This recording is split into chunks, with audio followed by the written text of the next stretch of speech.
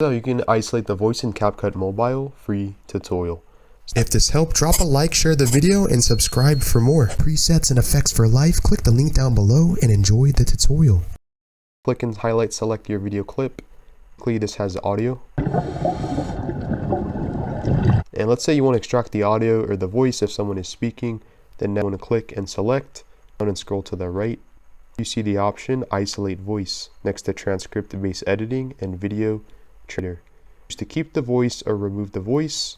In case we're going to click to remove the voice, and Capcut Mobile will do its job and do its thing to isolate the voice. This takes some time depending on your clip. It's opened up and loaded. As you can see here, we have successfully edited the voice in Capcut Mobile completely for free. Another way you can do this is scroll to the right, extract audio. Extracted the audio, and you can delete this if you would like or if you want it isolated completely.